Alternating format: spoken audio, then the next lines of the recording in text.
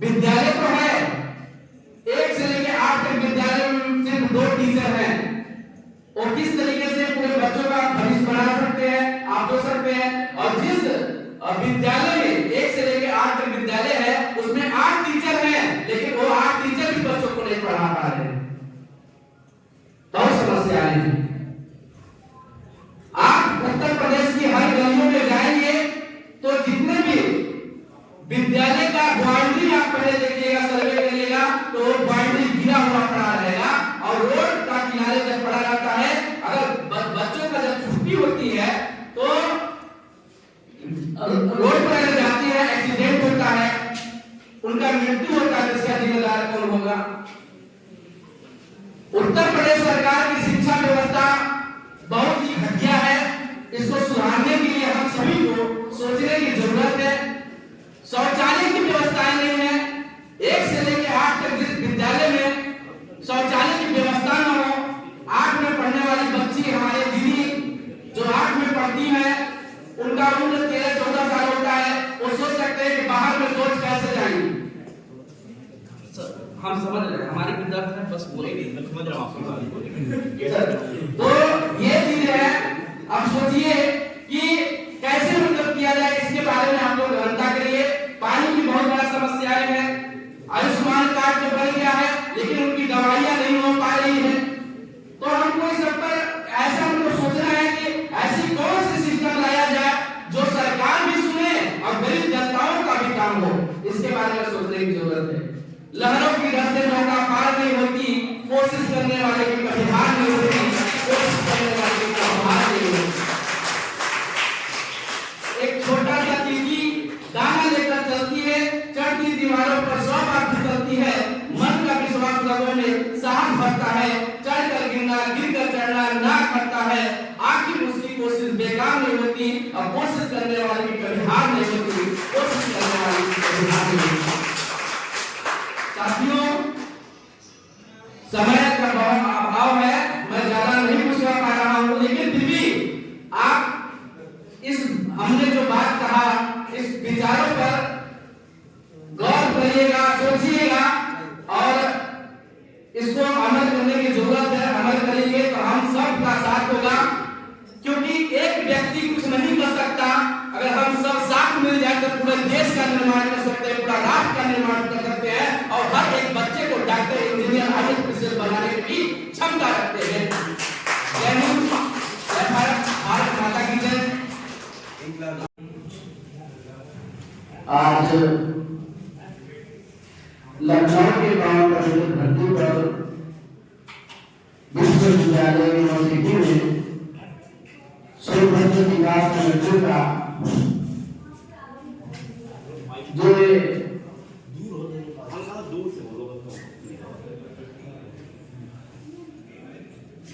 कार्यक्रम रखा हुआ है, मैं राजू बाबा समाज सेवी कोन सोनभद्र के रहने वाला हूं,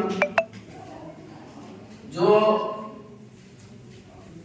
हमारा एरिया नक्सल एरिया भी कहलाता है, जहां काफी गरीब, मजदूर, असहाय, विकलांग, विधवा लोग, निर्बल, कमजोर जहां पाए जाते हैं, ऐसे जगह सोनभद्र एक कोण भी है जो पहाड़ी इलाकों में पाया जाता है। साथियों, मैं बताना चाहूंगा कि मैं सोनभद्र विकास संगठन के कोण ब्लॉक के अध्यक्ष भी हूँ और एसबीएन न्यूज चैनल भी चलाता हूँ। तो मुझे कई गांवों में जाना पड़ता है, लोग बुलाते हैं। हम वो बात आपसे शेयर करना चाहते हैं जो हमने अपनी आंखों से देखा है और उसको बहुत ही गहराइयों से सोचा है। आंगनबाड़ी की जो बात मैं करने जा रहा हूं, साथियों, सोनभद्र में 1625 आंगनबाड़ियां हैं, 10 ब्लॉक है। 10 ब्लॉक के अंदर 1625 आंगनबाड़ी केंद्र पाए जाते हैं, जहां पे 1080 आंगनबाड़ी केंद्रों का हम लोगों ने सर्वे किया, जिसमें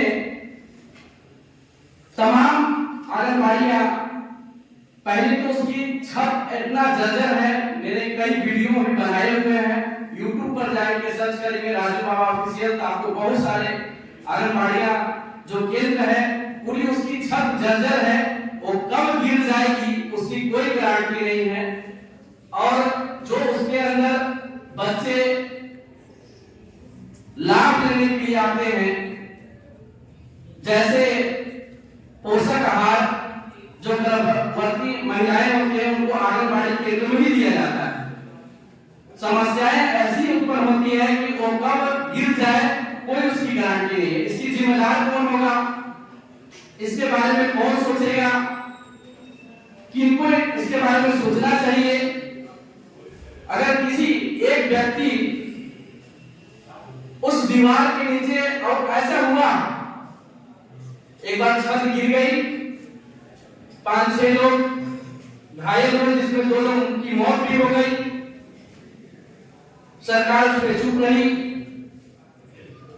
बोलना कई जगह पे डीएम साहब के एप्लीकेशन दिया गया, लेकिन उनको सिर्फ आश्वासन के अलावा कुछ नहीं दिया गया। आंगनबाड़ी केंद्र में जो पोषक आहार आ रहे हैं, उत्तर प्रदेश सरकार जो पोषक आहार गांव-गांव में भेज रही है, वो पोषक आहार दरअसल में उन लोगों तक पहुंच ही नहीं पा रहा जिनकी सख्त जरूरत है। हमको इस बारे में भी सोचना चाहिए कि आखिर उनको वो पोषक आहार नहीं मिल पा रहा है, तो इसके लिए कौन सी ऐसी व्यवस्थाएं बनाई जाए जिससे कि जो पोषक आहार उत्तर प्रदेश सरकार भेज रही है उन तक डायरेक्ट पहुंच जाए। दीदी, मैं बताना चाहूंगा कि पोषक आहार में इतने घोटाले हो रहे हैं, जैसे चारा घोटाला में जैसे लालू जी ने किया था, ऐसे खुलेआम तो रखा से मैं जब जाता हूं तो तुरंत मैं जाऊंगा तो तुरंत सबको बांटने लगेंगे, देने लगेंगे जैसे मैं पहुंचता हूं, क्योंकि पत्रकार से लोग डरते हैं और जब मोबाइल चालू करते हैं तो सारे लोग डरने लगते हैं। इसके लिए यहां तक कि घूस भी देने के लिए तैयार हो, भैया हम कुछ करिएगा, हम आपको समझ लेंगे। लेकिन उनकी क्या, जिनके बच्चे भूखे मर रहे हो, जिनका सरकार तो भेज रही है, लेकिन उनके तक सबसे बड़ी बात है कि तेल मार लेते हैं लोग। जो उत्तर प्रदेश सरकार तेल आधा किलो का 1 किलो को जो देता है, वो तेल सारे रख लेंगे। क्या करेंगे, जो बोलने वाले व्यक्ति हैं उनके जो लड़ाई झगड़ा करने लगते हैं हमें चाहिए, तो उनको जो है वो देते हैं। और जो लोग नहीं बोल पाते हैं, दरअसल में उनके पास न दलिया उनको मिल पाता है जो चने भेजा जाता है सरकार द्वारा, न उनको तेल मिल पाता है, सिर्फ उनको मिलता है जो दलिया मिलता है, जो दलिया मिलता है, दलिया को लेकर के ही जाती है।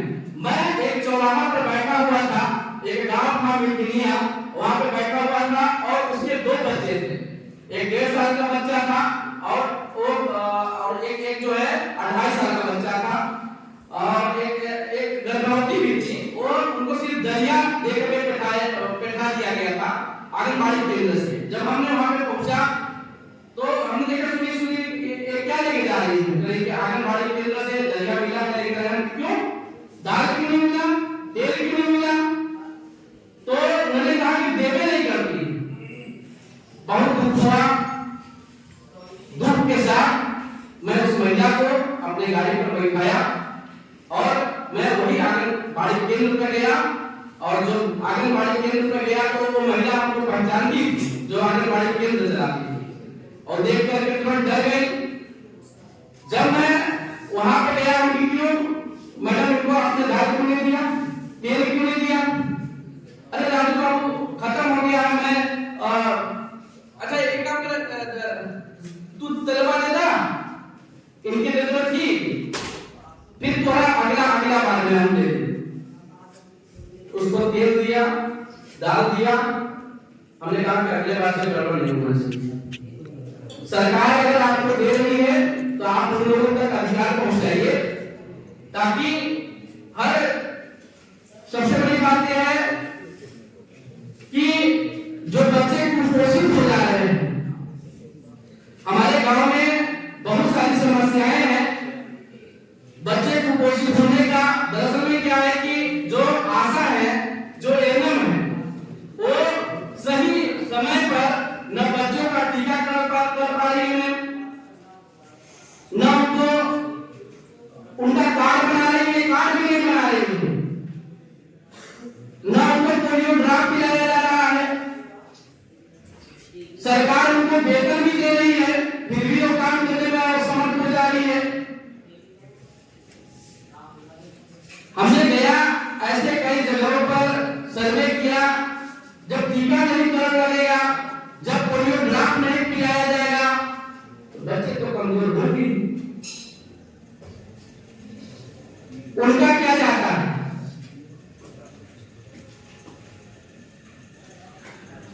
एक बात मैं कहना चाहूंगा, बहुत सारी चीज तो कहना ही चाहता हूँ, क्योंकि हम लोग छोटे सा गांव से आते हैं, कौन हमारा गांव है, तो बहुत सारी समस्याएं हैं। शिक्षा की व्यवस्था में दोस्तों मैं बोलना चाहूंगा कि विद्यालय तो है, 1 से लेकर 8 तक विद्यालय में सिर्फ 2 टीचर हैं, और किस तरीके से पूरे बच्चों का भविष्य बना सकते हैं, आप सोच सकते हैं। और जिस विद्यालय में 1 से लेकर 8 तक विद्यालय है, उसमें 8 टीचर हैं, लेकिन वो 8 टीचर भी बच्चों को नहीं पढ़ा पा रहे हैं।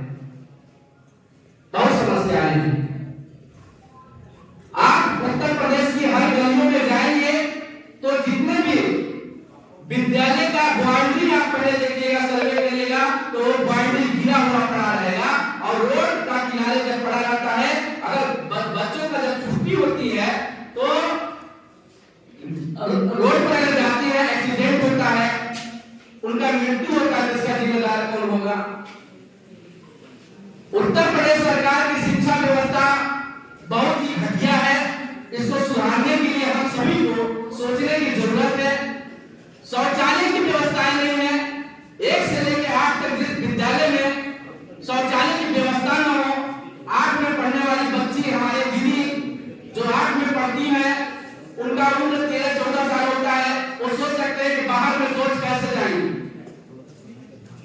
हम समझ रहे हैं, हमारे विद्यार्थी हैं, बस बोलेंगे, मैं समझ रहा हूँ आपकी बात। तो ये चीज है। अब सोचिए कि कैसे मतलब किया जाए, इसके बारे में आप लोग गहनता करिए। पानी की बहुत बड़ा समस्याएं हैं। आयुष्मान कार्ड तो बन गया है, लेकिन उनकी दवाइयां नहीं हो पा रही है।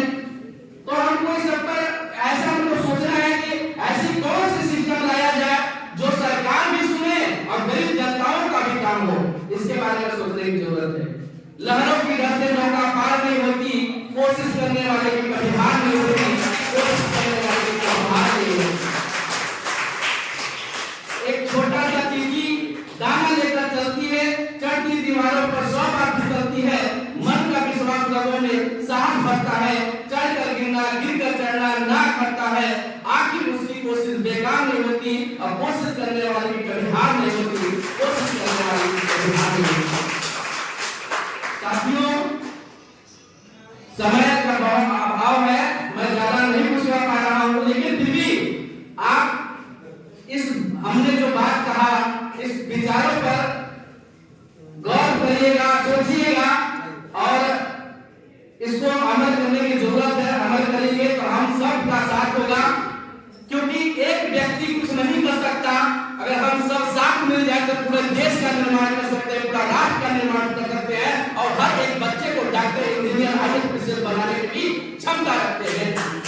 जय हिंद, जय भारत, भारत माता की जय।